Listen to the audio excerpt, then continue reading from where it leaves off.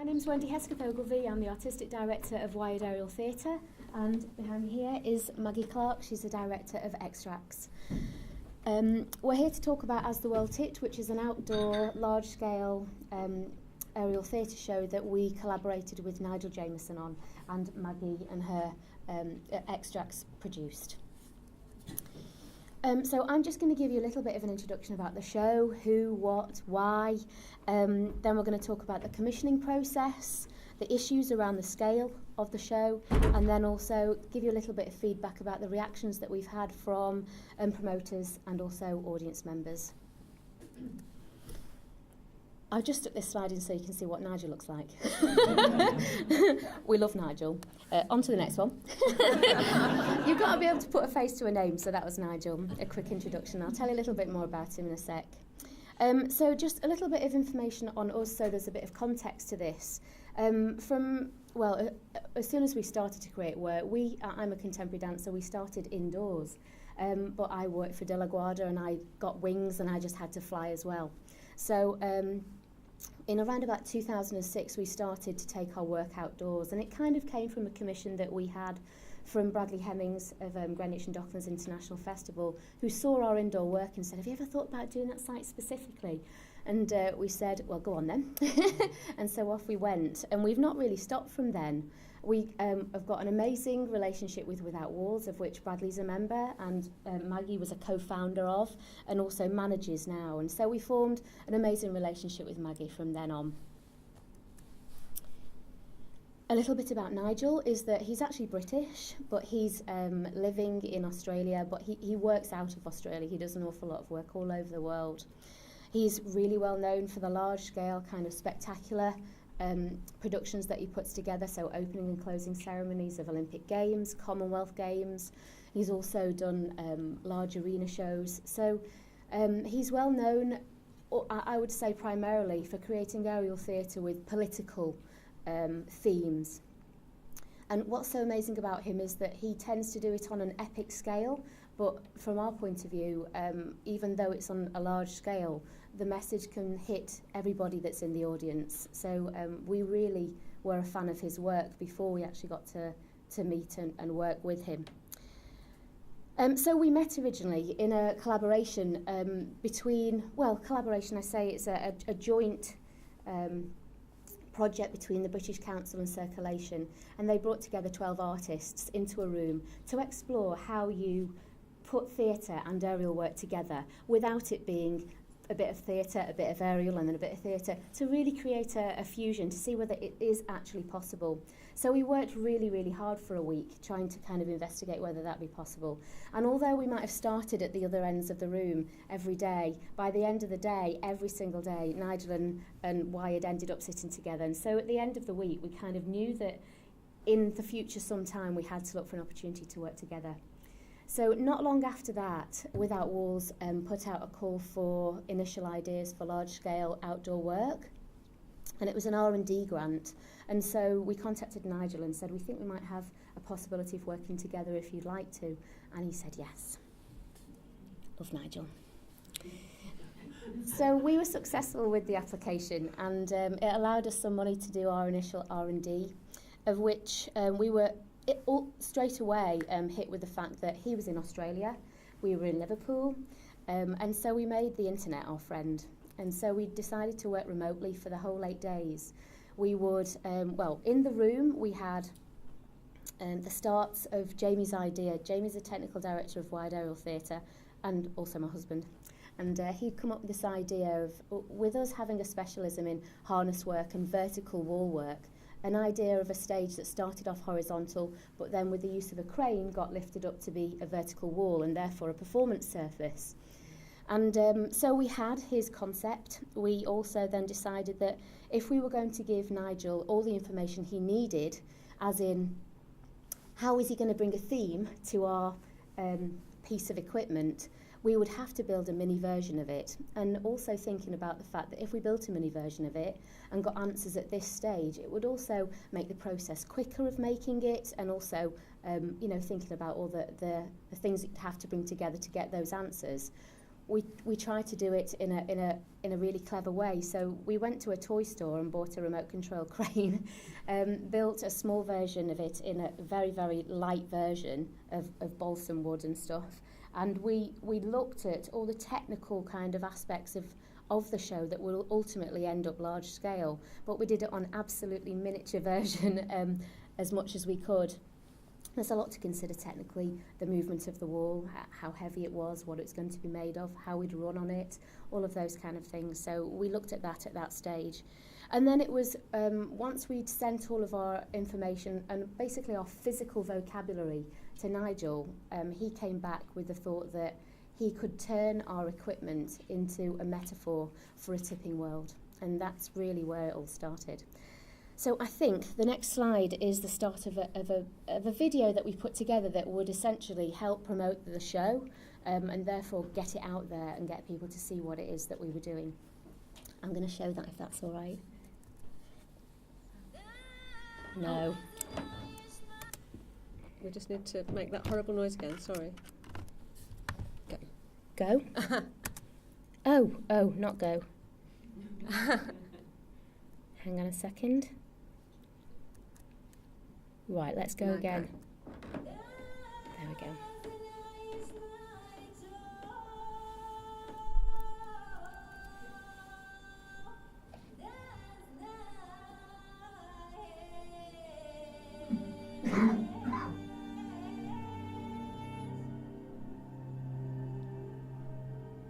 I was really keen to try and make a show about what seemed to be the kind of crucial issue facing all of us and the whole planet at the moment, which is the speed of climate change and our use of carbon.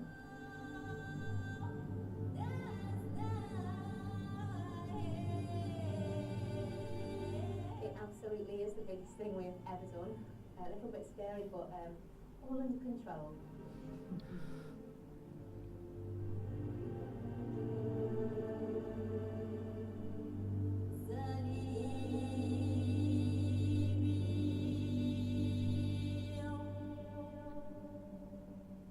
This picture of this world or of this stage that would tip up and cast off all its contents and lift them into the sky, and thought we could base it in Copenhagen, because this was really just after the catastrophe of the Copenhagen climate conference.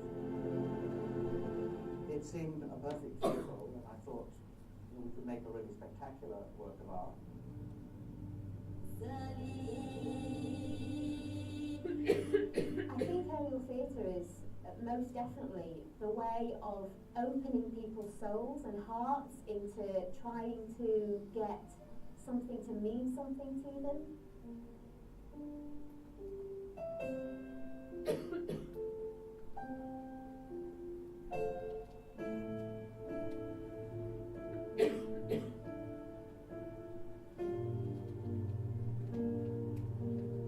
We've got amazing visuals, we've got the most glorious sound score that winds intricately throughout what we're doing.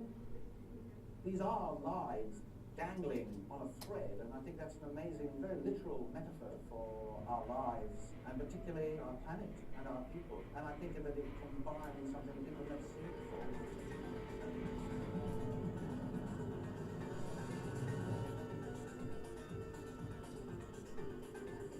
It's exhilarating, it's scary, it's awesome. It's really, really important that this story is told in an aerial theatre genre, because we want people to open up, we want people to really engage with what we're saying, because it's really, really important what we are saying. I've just got to work with an amazing series of artists on the show, and weaving that together is always a great thrill.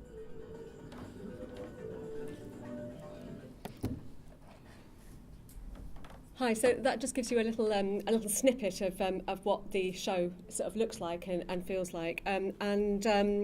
We were asked by Claire to sort of mention a few things about the commissioning process and some of the issues raised in the show. So, and as you can see, we probably are slightly at the opposite end of the spectrum to some of the shows that we talked about sort of before the break there.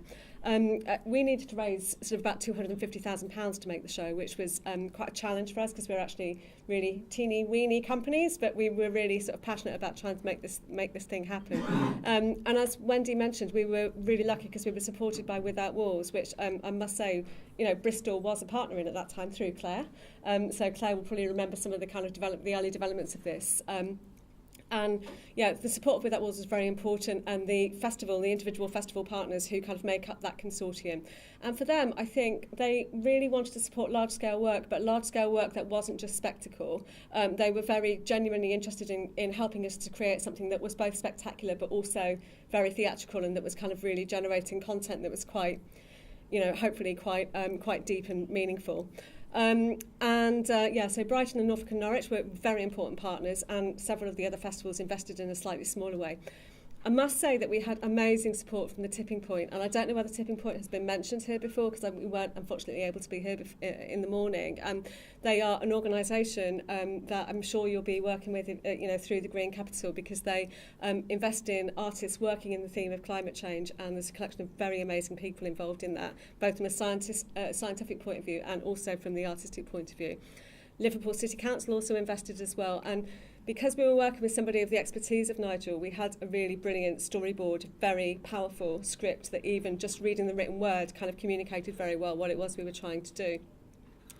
Just want to say something about the Tipping Point, because Tipping Point kind of invested financially in the project, which was quite amazing for us, but they also brought us connections with some very, very useful people and connected us with a whole load of people that were working in the field of climate science. And that was something that we were slightly intimidated by, to be honest, because I think we're definitely artists and not scientists, nor are we academics or activists or politicians. And so we were slightly worried about putting something out on a very big scale and whether that was going to kind of create a reaction about the way that we were working with the material, really. And we, through Tipping Point, met with this wonderful guy called Mark Muslin, who some of you may know, who works at UCL.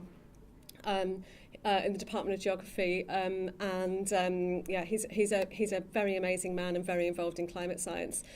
He helped give us confidence in the material that we were using, and kind of confidence just to speak as artists and kind of in a way not to worry too much about the science, even though we did talk behind the scenes about the science quite a lot.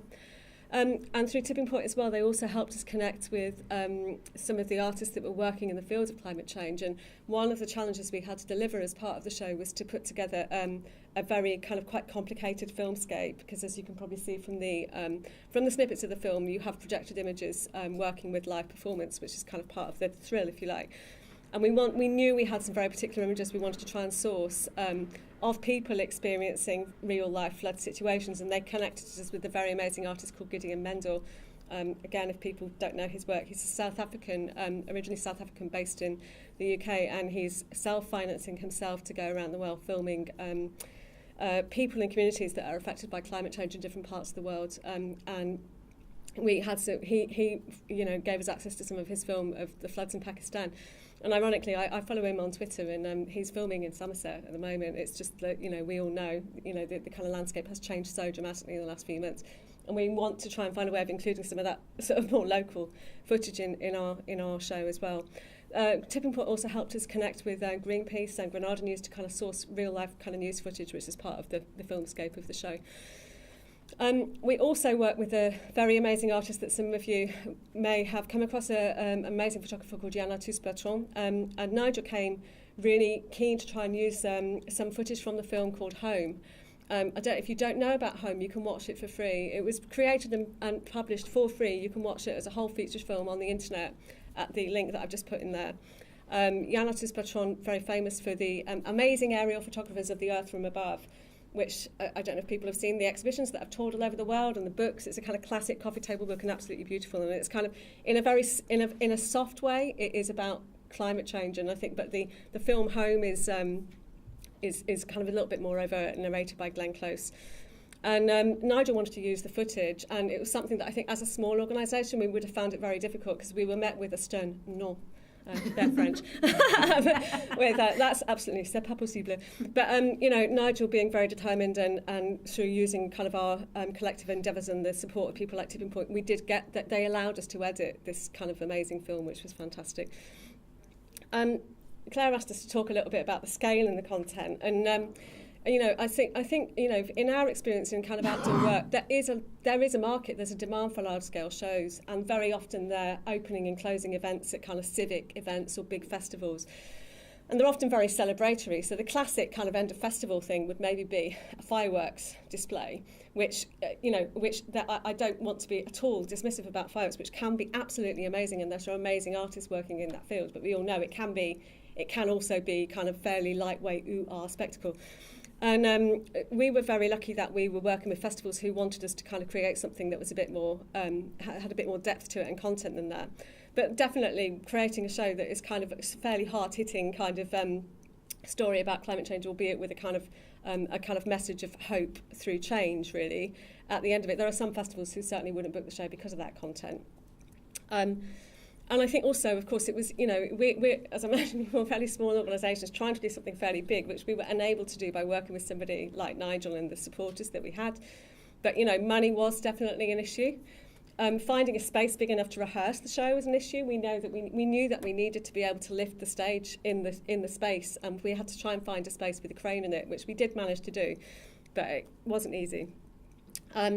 And I think also we were kind of very mindful of, you know, completely opposite to Oliver in a way. It's like, how on earth do you kind of create something that's on a huge, great big piece of metal that's going to use a crane? That, you know, this is not a carbon, you know, a carbon light project. So we work with Julie's Bicycle, who many of you will know because they are now working with the Arts Council.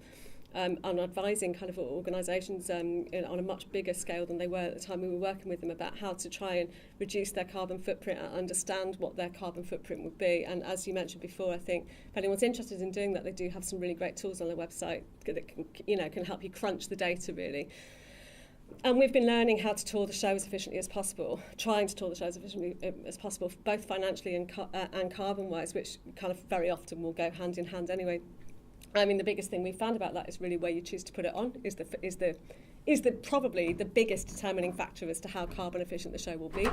You know, whether it's accessible to people, whether it's in the middle of a city centre, close to power sources, close to public transport links, is one thing. If you put it on a green field and, you know, 4 miles out of town, it's, you know, power on site, all the rest of it makes a big difference. And for us, you know, large-scale touring, you know, touring a show like that, we'd all of us been involved in touring smaller-scale shows before, and it is very demanding and time-consuming. It's quite a hard thing to keep on the road, but we're really proud that to date we've done 37 shows, 6 or 7 countries, at about 20 different festivals, and it's an outdoor show, and they're in the air, you know, 30 metres in the air. And we've never lost a show for the weather, which is amazing because we kind of really thought that you can't tour a show that's going to cost that much money to put on, and then not put it on if it's drizzling. So we've done it in more than drizzle, haven't we? This is not always good fun, but it's certainly true. The fees are high, the production costs are even higher, so it's a big undertaking for an organisation to kind of work with us to put it on. And, you know, as Wired and ourselves, we're not subsidised, we don't have any revenue funding at the moment. So, you know, these things are quite challenging. Freight, we have quite a lot of freight. It's quite a big thing to move around, and we have 17 people on the road, you know, and because of the cost of kind of, you know, and the time it takes to kind of move our big container from one country to another over the water, we often will lose shows because somebody wants something in September and in August. We're in September in Asia and we're in Europe in August, and we just can't get there in time. So probably 75% of the inquiries we get don't actually materialise into performances, but we're happy to talk to people anyway. And there's always a risk that we will lose money. Risky promoters financially because of the weather, although they're from Liverpool, so they're fairly tough. And you know, we're kind of experienced at you know, we understand what working in the outdoor sector in Europe really means. And you know, we've had to go through a lot of those practical issues really in order to kind of make the show work and make it tourable.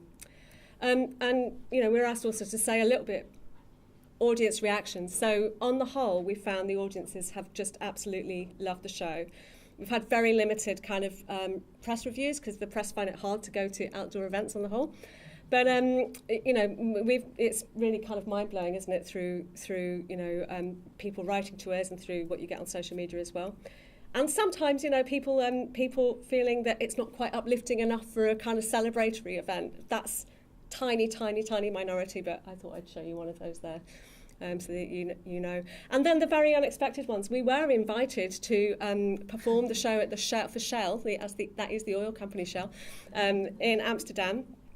And we couldn't quite make out what to do with that. And around the same time, we were also asked if we would take it to Doha and perform at the International Oil Congress. And we had a big debate about, and I was saying to them, have you seen the show? do you know what it is you're talking about? And I think maybe we were being talked about from a greenwashing point of view. But we had a very interesting conversation with the amazing Alison from Julie's Bicycles, who some of you may know, who's an absolute force of nature and completely... very, very, very much knows the stuff about climate change and the arts and everything. And she was saying, do it. We'll get right behind you. You should totally do it. But anyway, they decided not to pursue that anyway. So we didn't have to make a difficult decision. And there you go. That's a little insight into our show. And thank you very much for inviting us. I'm very exciting about the Bristol 2015. So look forward to hearing more about that. Thank you.